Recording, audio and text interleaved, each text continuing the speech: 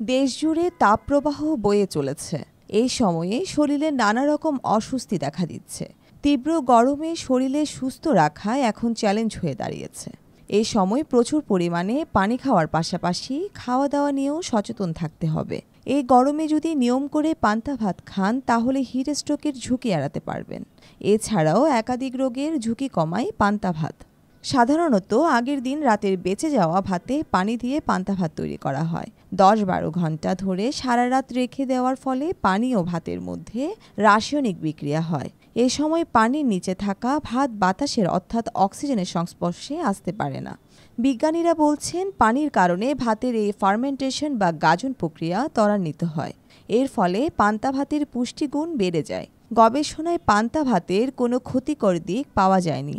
তবে বিশেষজ্ঞরা বলছেন ১২ ঘন্টারও বেশি সময় ধরে ভাতের ফার্মেন্টেশন হলে সেখানে অ্যালকোহলের উপাদান তৈরি হয় এবং সেই পান্তা ভাত খাওয়ার পর শরীরে ম্যাচ করে ঘুমও পেতে পারে।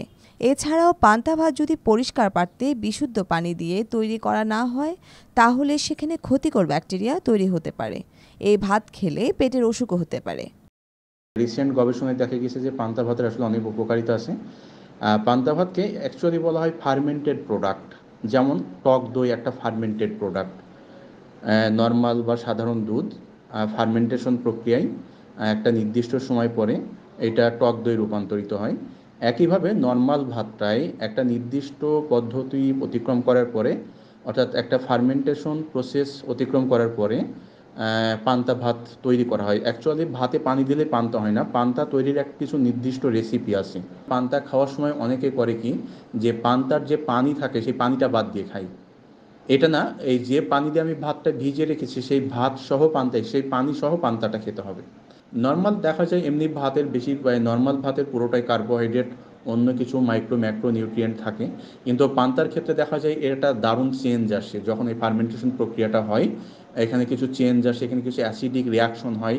সেই রিয়াকশন থেকে দেখা যায় এই পান্তার ভিতরে আমাদের যে নিউট্রিয়েন্টটা, specially iron, calcium, zinc, magnesium, potassium, phosphorus, এগুলোর পরিমাণ বেশ বেড়ে যায়। বর্ণিশা চৌধুরী, বাংলা ধারা।